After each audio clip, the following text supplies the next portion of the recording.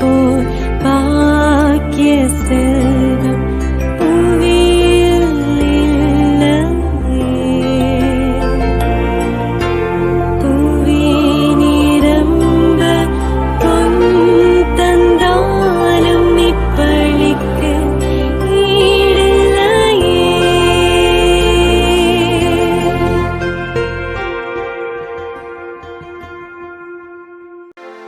தந்தை மகன் தூயாவியாரின் பெயராலே நம் ஆண்டவராகிய இயேசு கிறிஸ்துவின் அருளும் கடவுளின் அன்பும் தூயாவியாரின் நட்புறவும் உங்கள் அனைவரோடும் இருப்பதாக. உம்மாத்மாவோடும் இருப்பதாக. இயேசுவில் அன்புக்குரியவர்களே, இன்றைக்கு திருச்சபையானது அரசியான புனித கன்னிமரியாவினுடைய விழாவினை கொண்டாடுகிறது.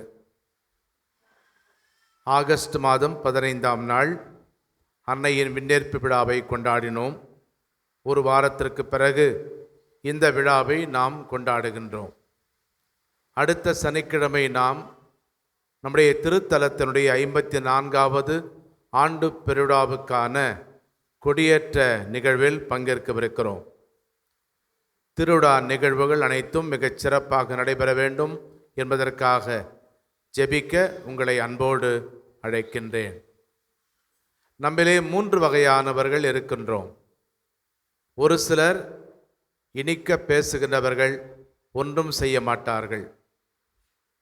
2வது வகையினர் செய்வார்கள், அமைதியாக இருப்பார்கள், சொல்ல மாட்டார்கள். இயேசு மட்டும்தான் சொன்னதையே செய்தவர், செய்ததையே சொன்னவர். இயேசுவைப் போலவே நம்முடைய சொல்லும் செயலும் ஒன்றாக இருக்க வேண்டும். ஆம் என்றால் ஆம் என்றும், இல்லை என்றால் இல்லை என்றாகவும் இருக்க வேண்டும். சில நேரங்களில் நாம் சொல்வது போல செய்ய தவறி இருக்கிறோம். அதற்காக மனம் வருந்தி இறைவனிடம் மன்னிப்பு கேட்போம்.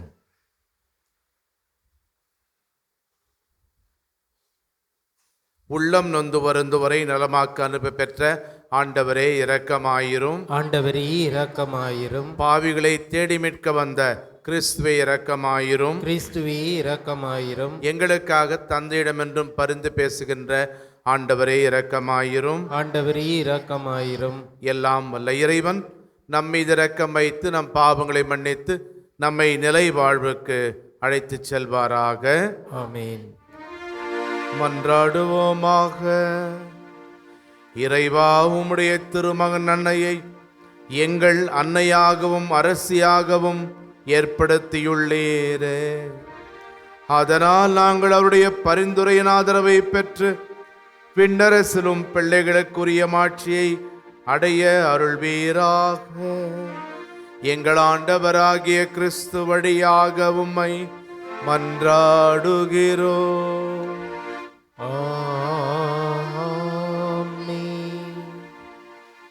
முதல் வாசகம். இறைவாக்கினர் எசேக்கியல் நூலிலிருந்து வாசகம். அதிகாரம் 43. இறை திரு வார்த்தைகள் 1 முதல் 7 முடிய. அந்நாட்களில் மனிதர் ஒருவர் கோவிலின் கிழக்கு நோக்கிய வாயிலுக்கு என்னை அழைத்துச் சென்றார். இதோ, இஸ்ரவேலின் ஆண்டவரது மாட்சி கிழக்கு பகுதியிலிருந்து வருவதை கண்டேன். அவரது குரல் பெரும் வெள்ளத்தின் இரைச்சல் போல் இருந்தது. நிலமோ அவரின் மாட்சியால் ஒளி வீசிற்று. நான் கண்ட காட்சி அவர் நகரை அழிக்க வந்தபோது நான் கண்டது போன்றும், கேபார் ஆற்றோரம் நான் கண்டது போன்றும் இருந்தது. நான் முகம் குப்புற விழுந்தேன். ஆண்டவரின் மாட்சி கிழக்கு நோக்கிய வாயில் வழி கோவிலினுள் நுழைந்தது. பின்னர் ஆவி என்னை தூக்கி உள்முற்றத்திற்கு அழைத்துச் சென்றது. ஆண்டவரின் மாட்சி கோவிலை நிரப்பிற்று. அம்மனிதர் என் அருகில் நிற்கையில் கோவிலிலிருந்து வேறொருவர் என்னுடன் பேசுவதை கேட்டேன். அவர் உரைத்தது, மானிடா, இது என் அரியணையின் இடம், என் கால்மணைக்கான இடம். இங்குதான் நான் இஸ்ரவேலருடன் என்றென்றும் வாழ்வேன். ஆண்டவரின் அருள்வாக்கு. இறைவனுக்கு நன்றி. பதிலுரை பாடல் பல்லவி. நம் நாட்டில் ஆண்டவரது மாட்சி குடிகொள்ளும். நம் நாட்டில் ஆண்டவரது மாட்சி குடிகொள்ளும். ஆண்டவராம் இறைவன் உரைப்பதை கேட்பேன். தம் மக்களுக்கு தம் பற்றுமிகு அடியார்க்கு நிறைவாழ்வு அவர் வாக்களிக்கின்றார். அவருக்கு அஞ்சி நடப்போருக்கு அவரது மீட்பு அண்மையில் உள்ளது என்பது உறுதி. நம் நாட்டில் அவரது மாட்சி குடிகொள்ளும். பல்லவி. நம் நாட்டில் ஆண்டவரது மாட்சி குடிகொள்ளும். நல்லதையே ஆண்டவர் அருள்வார். நல் விளைவை நம் நாடு நல்கும். நீதி அவர் முன் செல்லும். அவர் தம் அடிச்சுவடுகளுக்கு வழிவகுக்கும். பல்லவி. நம் நாட்டில் ஆண்டவரது மாட்சி குடிகொள்ளும்.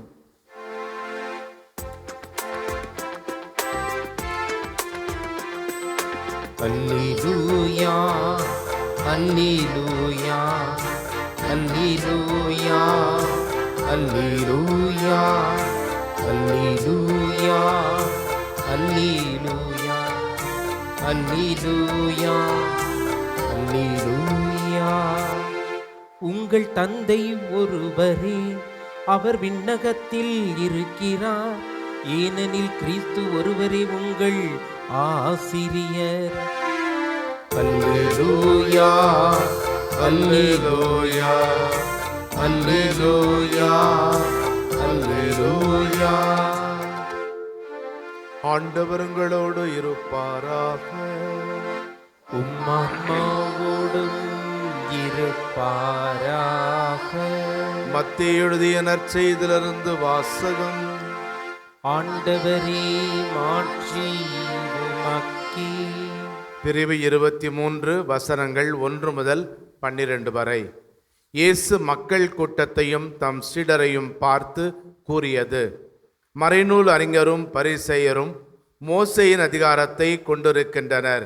ஆகவே அவர்கள் என்னென்ன செய்யும்படி உங்களிடம் கூறுகிறார்களோ அவற்றையெல்லாம் கடைபிடித்து நடந்து வாருங்கள்.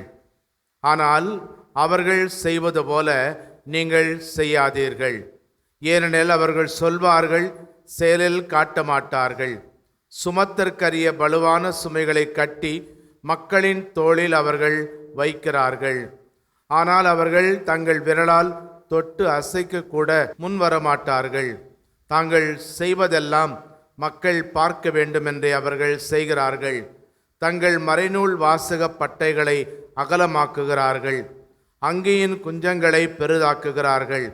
விருந்துகளில் முதன்மையான இடங்களையும் தொழுகை கூடங்களில் முதன்மையான இருக்கைகளையும் விரும்புகின்றார்கள். சந்தை வெளிகளில் மக்கள் தங்களுக்கு வணக்கம் செலுத்துவதையும் ரபி என அழைப்பதையும் விரும்புகிறார்கள். ஆனால் நீங்கள் ரபி என அழைக்கப்பட வேண்டாம், ஏனெனில் உங்களுக்கு போதகர் ஒருவரே. நீங்கள் யாவரும் சகோதரர் சகோதரிகள். இம்மண்ணுலகில் உள்ள எவரையும் தந்தை என நீங்கள் அழைக்க வேண்டாம், ஏனெனில் உங்கள் தந்தை ஒருவரே, அவர் விண்ணகத்தில் இருக்கிறார். நீங்கள் ஆசிரியர் எனவும் அழைக்கப்பட வேண்டாம், ஏனெனில் கிறிஸ்து ஒருவரே உங்கள் ஆசிரியர். உங்களுள் பெரியவர் உங்களுக்கு தொண்டராக இருக்க வேண்டும். தம்மை தாமே உயர்த்துகிறவர் எவரும் தாழ்த்து பெறுவர், தம்மை தாமே தாழ்த்துகிறவர் எவரும் உயர்த்த பெறுவர். ஆண்டவரின் அருள்வாக்கு. கிறிஸ்துவே உமக்கு புகழ். ஒரு நாட்டிலே அரசர் கடினமான ஒரு போரிலே வெற்றி பெற்றார். வெற்றி பெற்று தலைநகரத்திற்கு திரும்புகின்றார். அவரது வெற்றியை பாராட்டுகின்ற வண்ணம் மாபெரும் விழாவுக்கு ஏற்பாடு செய்தார்கள். அந்த விழா மேடையிலே வெற்றி பெற்ற அரசருக்கு ஒரு முதன்மையான அரியணையை போட்டிருந்தார்கள். அதற்கு பக்கத்திலே அதுபோன்று இணையான இன்னொரு அரியணையையும் போட்டார்கள். ஒன்று அரசருக்கு என்று எல்லாருக்கும் தெரியும், இன்னொரு அரியணை யாருக்கு என்று மக்கள் எல்லோரும் ஆவலாக தெரிந்து கொள்ள விரும்பினார்கள். அது அரசருடைய மனைவிக்கா அல்லது இந்த வெற்றியை தேடி தந்த படை தளபதிக்கா என்கின்ற குழப்பம் நீடித்திருந்தது. அந்த நேரத்தில் அரசன் அந்த மேடைக்கு தனது தாயோடு வந்தார். பாலோடு தனக்கு வீரத்தை மூட்டிய தனது தாயை தனக்கு இணையாக தனக்கு பக்கத்தில் அரியணையில் அமரச் செய்து அழகு பார்த்தார் அந்த அரசன். அன்புக்குரியவர்களே, அவ்வாறு இன்றைக்கு நம் ஆண்டவர் இயேசு தனது தாய்க்கு அரசு என்கின்ற ஒரு உயர் நிலையை கொடுத்து தனக்கு இணையாக அமர வைத்தார் என்பதை இன்றைய விழா நமக்கு எடுத்துரைக்கிறது. 1954 ஆண்டு திருத்தந்தை 12ஆம் பயஸ் அவர்களால் இந்த திருவிழாவானது திருச்சபையில் அறிமுகப்படுத்தப்பட்டது. இயேசு கிறிஸ்து விண்ணகத்திற்கும் மண்ணகத்திற்கும் அரசராக இருக்கிறார் என்பதை நாம் அனைவரும் அறிவோம். பொதுக்காலத்தின் இறுதி ஞாயிற்றுக்கிழமையே நவம்பர் மாதத்தில் வரும். அந்த நாளிலே நாம் இயேசு கிறிஸ்து அனைத்துலகின் அரசர் என்கின்ற விழாவை கொண்டாடுகின்றோம். எனவே அவரது தாய் அரசு என்கின்ற ஒரு பேற்றினை பெறுகின்றார். விவிலியத்திலும் நாம் பார்க்கிறோம், அரசர்களுடைய முதல் நூலிலே 2ஆம் அதிகாரத்திலே சாலமோனுடைய தாய் பத்சேபா சாலமோனின் சகோதரரான அதோனியாவுக்காக அரசர் சாலமோனிடம் பரிந்து பேச வருகின்றார். அப்பொழுது அரசர் தன் தாய் தன்னிடம் வருவதை பார்த்து எழுந்து அவரை எதிர்கொண்டு வணங்கிய பிறகு தம் அரியணையில் அமர்ந்து கொண்டார். அரசரின் தாய்க்கு அவரது வலப்புறத்தில் ஒரு இருக்கை போடப்பட்டது. அவரும் அதில் அமர்ந்தார். ஆக தாயை கௌரவிப்பது ஒரு மகனின் கடமை. அதிலே இயேசுவும் விதிவிலக்கு அல்ல. அதே நேரத்திலே திரு அவையினுடைய தொடக்கத்திலிருந்தே அன்னையினுடைய விண்ணேற்பு மற்றும் அன்னையினுடைய விண்ணக மண்ணக அரசு என்கின்ற இந்த விழா குறித்து நம்பிக்கை இருந்தது. அதற்கு திருவெளிப்பாடு நூல் நமக்கு ஆதாரமாக உள்ளது. 12ஆம் பிரிவு 1ஆம் வசனத்தில் நாம் இவ்வாறு வாசிக்கிறோம். வானில் பெரியதோர் அடையாளம் தோன்றியது. பெண் ஒருவர் காணப்பட்டார். அவர் கதிரவனை ஆடையாக அணிந்திருந்தார். நிலா அவருடைய காலடியில் இருந்தது. அவர் 12 விண்மீன்களை தலை மீது சூடியிருந்தார். ஆக பாரம்பரியத்தின்படியும் விவிலியத்தின்படியும் அன்னை மரியாவை அரசியாக ஏற்றுக்கொள்வது கடினம் அல்ல. மன்னக அரசர்களைப் போல அதிகாரத்தையோ ஆடம்பரத்தையோ விரும்பாமல் அன்னை மரியா அன்போடும் தாட்சியோடும் பணிபுரிந்தார்கள். 17ஆவது நூற்றாண்டிலே வாழ்ந்த மரியியல் மறை வல்லுநரான புனித அல்போன்ஸ் மரிய லிகோரி அவர்கள் இவ்வாறு கூறினார். அரசருக்கெல்லாம் அரசரான இறைமகனின் தாயாக இருக்கும் உயர்ந்த நிலைக்கு அன்னை மரியா உயர்த்த பெற்றிருக்கும் காரணத்தால் திரு அவை அவரை அரசி என்று அழைப்பதே பொருத்தமானதாக இருக்கும். அன்னை மரியாளுக்கு மட்டும் எந்த ஒரு மனிதருக்கும் கிடைக்க பெறாத இந்த மாபெரும் ஒரு பேரு அரசு என்கின்ற உயர்நிலை கிடைத்ததற்கு என்ன காரணம்? தாட்சி. கடல் ஒரு நாள் இப்படி ஒரு யோசனை செய்தது. ஆற்றில் வெள்ளப்பெருக்கு ஏற்படுகிற போது ஆலமரம், அரச மரம் போன்ற பல பெரிய மரங்கள் எல்லாம் அடித்து வரப்பட்டு எண்ணில் கலந்து விடுகின்றன. ஆனால் இந்த நொச்சி மரம், சிறிய மரம், அது மட்டும் ஏன் இங்கு இழுத்து வரப்படவில்லை என்று அந்த ஆறிடமே இந்த கடல் கேட்டது. அப்பொழுது இந்த ஆறு சொன்னது, இந்த ஆலமரமும் அரச மரமும் தாங்கள்தான் உயர்ந்தவர்கள், வலிமையானவர்கள் என்று எப்பொழுதும் தலை நிமிர்ந்து நிற்பதால் மிக எளிதாக அடித்து வரப்படுகின்றன. ஆனால் இந்த நொச்சி மரமானது நான் வேகமாக வருகிற போது தன்னையே அது தாழ்த்தி கொள்ளும். எனவே அது அடித்து வரப்படுவதில்லை, என்னாலும் ஒன்றும் செய்ய முடியவில்லை என்று சொன்னார். அன்னை மரியாருடைய தாட்சி நாம் வானதூதர் அவருக்கு அறிவித்த அந்த மங்கள வார்த்தை நிகழ்ச்சியிலே பார்க்கிறோம். கலக்கமடைந்தார். இருந்தாலும் விளக்கத்தை பெற்றுக்கொண்ட பிறகு விசுவாச கீழ்ப்படிதலோடு நான் ஆண்டவரின் அடிமை, உம் சொற்படி எனக்கு நிகழட்டும் என்று அன்னை மரியாள் கூறினார். அன்னை மரியாள் தான் செயல்படுவதை நிறுத்தி கொண்டு இறைவன் தன்னில் செயல்பட தன்னை முற்றிலுமாக ஒரு அடிமையாக அர்ப்பணித்த காரணத்தால் தான் அரசி என்கின்ற ஒரு உயர்ந்த நிலைக்கு இறைவன் அவரை உயர்த்துகின்றார். இரண்டாவதாக, அன்னை மரியாள் இந்த ஒரு நிலையை அடைவதற்கு காரணம் நாம் தான். நமக்காக பரிந்து பேச, அந்த இறைமகனுடைய வலப்புறத்திலே அமர்ந்து கொண்டு நமக்காக பரிந்து பேசுகிற ஒரு தாயாக இருக்கிறார். திருத்தந்தை புனித 6ஆம் பவுல் அவர்கள் மரியாளின் பக்தி என்கின்ற தனது திருத்தூத மடலிலே அன்னை மரியாவை பற்றி பேசுகிற போது இவ்வாறு கூறுகிறார்: மரியா அரசியாக ஒளி வீசுகிறார், ஆனால் தாயாக பரிந்து பேசுகிறார். அதைத்தான் நாம் கானாவூர் திருமண நிகழ்விலே பார்க்கிறோம். திராட்சை ரசம் தீர்ந்தபோது மணமக்களுடைய அந்த ஒரு இடுக்கண்ணை உணர்ந்தபோது அன்னை மரியாள் தலையிட்டு தனது மகனிடம் பரிந்து பேசி ஒரு புதுமை நிகழ்வதற்கு காரணமாக இருந்தார்கள். இன்றைக்கும் நம்முடைய கவலைகள், துன்பங்கள் மற்றும் தேவைகளை தம் மகனிடம் எடுத்துரைக்கும் சிறந்த ஒரு பரிந்துரையாளராக, எல்லா புனிதர்களும் பரிந்துரையாளர்கள் தான், ஆனால் அவர்களை விட அன்னை மரியாள் ஒரு படி மேலாகவே சிறந்த ஒரு பரிந்துரையாளராக நமக்காக இருக்கின்றார்.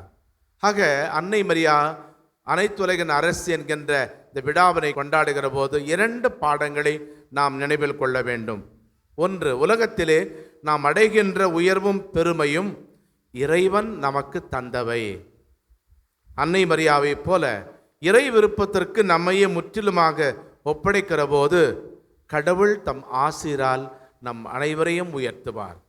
இரண்டாவதாக, நம்முடைய குடும்பத்திலே அமைதியின்மை, நோய்கள், கவலைகள் இவையெல்லாம் சூடுகிற போது என்ன செய்வது என்று அறியாமல் திகைக்கிற வேளையிலே நமது அன்னையாம் அரசியாம் அன்னை மரியாவை நோக்கி நாம் அணுகி மன்றாடுவோம்.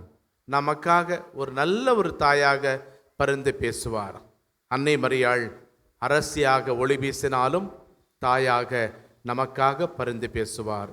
ஆமென்.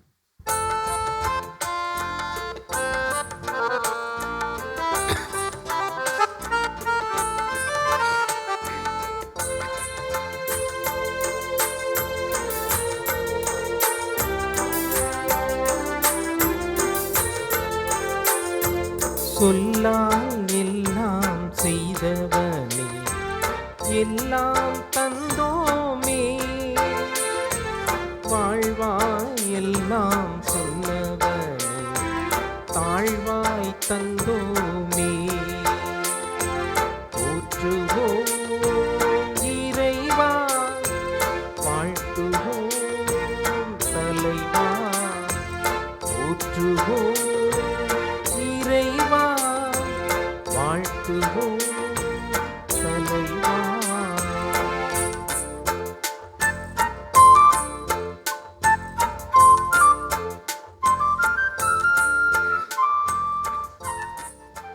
சகோதரர்களே, சகோதரிகளே, என்னுடையது உங்களது ஆனந்தி பலி எல்லாம் அல்ல தந்தையாக இறைவனுக்கு ஏற்றதாகும்படி மன்றாடுங்கள். ஆண்டவர் தமது பெயரின் புகழ்ச்சிக்காகவும் மாட்சிக்காகவும் நமது நன்மைக்காகவும் புனித திரவி அனைத்து நலனுக்காகவும் நமது கையிலிருந்து இப்பலியை ஏற்றுக்கொள்வாராக. ஆண்டவரே, அரசியான புனித கன்னிமரியாவின் நினைவு நாளில் எங்கள் காணிக்கைகளை உமக்கு ஒப்புக் கொடுத்து உம்மை வேண்டுகிறோம். சிலுவையில் தம்மை எமக்கு மாசற்று பலியாக ஒப்புக் கொடுத்த கிறிஸ்துவின் மனித இயல்பு எங்களுக்கு துணை புரிவதாக. எங்கள் ஆண்டவராகிய கிறிஸ்து வழியாக உம்மை மன்றாடுகிறோம். ஆமென். ஆண்டவர் உங்களோடு இருப்பாராக. உம்மான்மாவோடும் இருப்பாராக. இதயங்களை மேலே எழுப்புங்கள். ஆண்டவரிடம் எழுப்பியுள்ளோம். நம் இறைவனாகிய ஆண்டவருக்கு நன்றி கூறுவோம். அது தகுதியும் நீதியுமானதே. ஆண்டவரே, தூயவரான தந்தை என்றும் உள்ள எல்லாமல்ல இறைவா, எந்நாளும் எவ்விடத்திலும் நாங்கள் உமக்கு நன்றி செலுத்துவதும் எப்பொழுதும் கன்னியான புனித மரியாவினுடைய விழாவிலே நாங்கள் உம்மை போற்றி புகழ்ந்து மாட்சிப்படுத்துவதும் மெய்யாகவே தகுதியும் நீதியுமாகும். எங்கள் கடமையும் மீட்புக்குரிய செயலுமாகும். தூய ஆவி நெடலிட்டதால் அந்த அன்னையுடைய ஒரே திருமகனை கருத்தாங்கி தமது கண்ணிமையில் மாட்சியை நிலைத்து நின்று நிலையான ஒளியாகி எங்கள் ஆண்டவர் இயேசு கிறிஸ்துவை உலகுக்கு அளித்தார். அவர் வழியாகவே இந்த மாண்பை வானதூதர் புகழ்கின்றனர், தலைமை தாங்குவோருமை வழிபடுகின்றனர், அதிகாரம் செலுத்துவோரும் திருமுன் நடுங்குகின்றனர். வானங்களும் அவற்றில் உள்ள ஆற்றல்களும் ஒன்று கூடி அக்களித்து கொண்டாடுகின்றனர். அவர்களோடு எங்கள் குரலையும் சேர்த்து கொள்ளுமாறு நாங்கள் உம்மை தாழ்மையோடு இறைஞ்சி புகழ்ந்து போற்றுவதாவது: தூயவர் தூயவர் தூயவர், வான்படைகளின் கடவுளாம் ஆண்டவர். விண்ணகமும் மண்ணகமும் மது மாட்சியால் நிறைந்துள்ளன. உன்னதங்களிலே ஓசன்னா. ஆண்டவர் பேரால் வருகிறவர் ஆசி பெற்றவர். உன்னதங்களிலே ஓசன்னா. ஆண்டவரை நிர்மையாகவே தூயவர், தூய்மை அனைத்துக்கும் ஊற்று. ஆகவே உம்முடைய ஆவியை பொழிந்து இக்காணிக்கைகளை தூய்மைப்படுத்தமை வேண்டுகிறோம். இவ்வாறு எங்கள் ஆண்டவர் இயேசு கிறிஸ்துவின் உடலும் இரத்தமுமாக எங்களுக்கு இவை மாறுபடவாக. அவர் பாடுபட உளம் கனிந்து தம்மை கையளித்த போது அப்பத்தை எடுத்து நன்றி செலுத்தி அதை பிட்டு தம் சீடர்களுக்கு அளித்து இயேசு கூறியதாவது: அனைவரும் இதிலிருந்து பெற்று உண்ணுங்கள், ஏனெனில் இது உங்களுக்காக கையளிக்கப்படும் என் உடல்.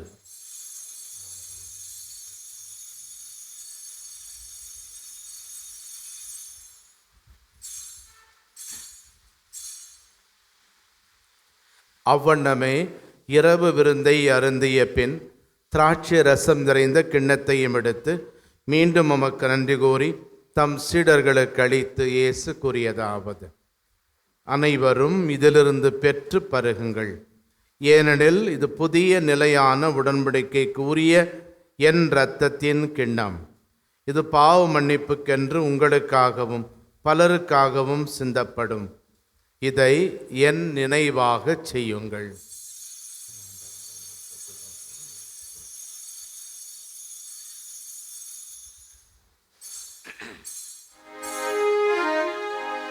நம்பிக்கையின் மறைபொருள். ஆண்டவரே, நீர் வருமளவும் உமது இறப்பினை அறிக்கையிடுகின்றோ, உமது உயிர்ப்பினையும் எடுத்துரைக்கின்றோ. ஆகவே ஆண்டவரே, நாங்கள் கிறிஸ்துவின் இறப்பினையும் உயிர்ப்பினையும் நினைவு கூர்ந்து வாழ்வு தரும் அப்பத்தையும் மீட்பளிக்கும் கிண்ணத்தையும் உமக்கு ஒப்புக் கொடுக்கின்றோம். திருமுன்னின்று முக்குழியம் புரிய தகுந்தவர்கள் என எங்களை ஏற்றுக்கொண்டீர். எனவே உமக்கு நன்றி செலுத்துகின்றோம். மேலும் கிறிஸ்துவின் உடலிலும் இரத்தத்திலும் பங்கு கொள்ளும் எங்களை தூய ஆவியார் ஒன்று சேர்க்க வேண்டுமென உம்மை தாழ்மையுடன் மன்றாடுகிறோம். ஆண்டவரே, உலகெங்கும் பரவியிருக்கும் அது திரு அவையை நினைவு கூர்ந்தருளும். எங்கள் திருத்தந்தை லியோ, எங்கள் ஆயர் ஜார்ஜ், எல்லா திருநிலையினர், துறவரத்தார், பொது நிலையினர் ஆகிய அனைவரோடும் உமது திரு அவை அன்பில் நிறைவேற செய்தருளும். உயிர்த்தொடும் எதிர்நோக்குடன் துயில் கொள்ளும் எங்கள் சகோதரர் சகோதரிகளை நினைவு கூர்ந்து உமது திருமுக ஒளியினுள் ஏற்றருளும். எங்கள் அனைவரும் மீதும் இரக்கமாயிரும். கடவுளின் கன்னித்தாயான புனித மரியா, அவருடைய அன்பு கணவரான புனித யோசேப்பு, புனித திருத்தூதர்கள், இவ்வுலகிலும் உகந்தவராயிருந்த புனிதர் அனைவருடனும் நாங்கள் நிலை வாழ்வில் பங்கு கொள்ளும் தகுதி பெற்று உம் திருமகன் இயேசு கிறிஸ்து வழியாக உம்மை புகழ்ந்தேத்து மரமரள உம்மை மன்றாடுகிறோம். இவர் வழியாக இவரோடு இவரில் எல்லாம் வல்ல இறைவனாகிய தந்தையே, தூய ஆவியாரின் ஒன்றிப்பில் எல்லா புகழும் மாட்சியும் என்றென்றும் உமக்கு உரியதே. ஆமென், ஆமென், ஆமென். நம் தாயும் தந்தையுமான எல்லாமல்ல இறைவனிடம் நம் அனைவருடைய தேவைகளுக்காக நம்பிக்கையோடு செபிப்போம். விண்ணுலகில் இருக்கின்ற எங்கள் தந்தையே, உமது பெயர் தூயது என போற்ற பெறுக. உமது ஆட்சி வருக. உமது திருவுள்ளம் விண்ணுலகில் நிறைவேறுவது போல மண்ணுலகிலும் நிறைவேறுக. எங்கள் அன்றாட உணவை இன்று எங்களுக்கு தாரும். எங்களுக்கு எதிராக குற்றம் செய்வோரை நாங்கள் மன்னிப்பது போல எங்கள் குற்றங்களை மன்னியும். எங்களை சோதனைக்கு உட்படுத்தாதேயும், தீமையிலிருந்து எங்களை விடுவித்தருளும். ஆண்டவரே, தீமை அனைத்திலிருந்தும் எங்களை விடுவித்து எங்கள் வாழ்நாளில் அமைதியை கனிவுடன் அருள உம்மை மன்றாடுகிறோம். உமது இரக்கத்தின் உதவியால் நாங்கள் பாவத்திலிருந்து எப்போதும் விடுதலை பெற்று யாதொரு கலக்கமுமின்றி நலமாயிருப்போமாக. நாங்கள் எதிர்நோக்கியிருக்கும் பேரின்பத்துக்காகவும் எம் மீட்பராகிய இயேசு கிறிஸ்துவின் வருகைக்காகவும் காத்திருக்கின்றோம். ஏனெனில் ஆட்சியும் வல்லமையும் ஆட்சியும் என்றென்றும் உமதே. ஆண்டவரே இயேசு கிறிஸ்துவே, அமைதியை உங்களுக்கு விட்டுச் செல்கின்றேன், என் அமைதியை உங்களுக்கு அளிக்கின்றேன் என்றும் திருத்தூதர்களுக்கு சொன்னீரே.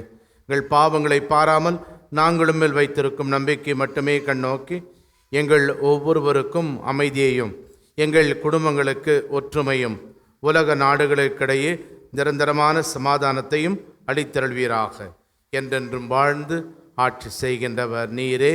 ஆமென். ஆண்டவருடைய சமாதானம் உங்களோடு என்றும் இருப்பதாக, ஆன்மாவோடும் இருப்பதாக. ஒருவருக்கொருவர் சமாதானத்தை அறிவித்துக் கொள்வோம். சமாதானம். உலகின் பாவங்களை போக்கும் இறைவனின் செம்மறியே, எங்கள் மேல் இரக்கமாயிரும். உலகின் பாவங்களை போக்கும் இறைவனின் செம்மறியே, எங்கள் மேல் இரக்கமாயிரும். உலகின் பாவங்களை போக்கும் இறைவனின் செம்மறியே, எங்களுக்கு அமைதியை அளித்தருளும். இதோ இறைவனின் செம்மறி, இது உலகின் பாவங்களை போக்குபவர். செம்மறியின் விருந்துக்கு அழைக்கப்பட்டோர் பேறு பெற்றோர். ஆண்டவரே, நீர் உள்ளத்தில் தரல நான் தகுதியற்றவன், ஆனால் ஒரு வார்த்தை மட்டும் சிறியர்களும் எனது ஆன்மா நலமடையும். அன்புக்குரியவர்களே, நமது திருத்தலத்தின் 54வது ஆண்டு பெருவிழாவுக்கு உங்கள் அனைவரையும் அன்போடு அழைக்கின்றோம். வருகிற சனிக்கிழமை ஆகஸ்ட் மாதம் 29ஆம் தேதி கொடியேற்றத்தோடு தொடங்கும். செப்டம்பர் மாதம் 8ஆம் தேதி அண்ணனுடைய பிறப்பு பெருவிழாவோடு 11 நாட்கள் நடைபெறுகிற இவ்விழாவிற்கு உங்கள் அனைவரையும் அன்போடு அழைக்கின்றோம். மேலும் அன்புக்குரியவர்களே, ஏற்கனவே உங்களுக்கு தெரிந்தது போலவே நம்முடைய திருத்தலம் மைனர் பசிலிக்கா என்கின்ற ஒரு அந்தஸ்துக்கு உயர்த்தப்பட்டிருக்கிறது. அதன் அறிவிப்பு ஏற்கனவே வந்துவிட்டது என்பதை நான் தெரியப்படுத்தியிருக்கிறேன். அதனுடைய பகிரங்கமான அறிவிப்பானது செப்டம்பர் மாதம் 21ஆம் தேதி புனித மத்தேயுனுடைய விழா அன்றைக்கு நம்முடைய பேராயர் அவருடைய ஆயர் திருநிலைப்பாட்டினுடைய விழா அன்று. எனவே அன்றைய நாளிலே மாலை 6 மணிக்கு, செப்டம்பர் மாதம் 21ஆம் தேதி மாலை 6 மணிக்கு நம்முடைய திருத்தலம் பசிலிக்காவாக உயர்த்தப்படுகிற திருநிகழ்வு நடைபெறும். அதற்கும் உங்கள் அனைவரையும் அன்போடு அழைக்கின்றோம். மன்றாடுவோமாக.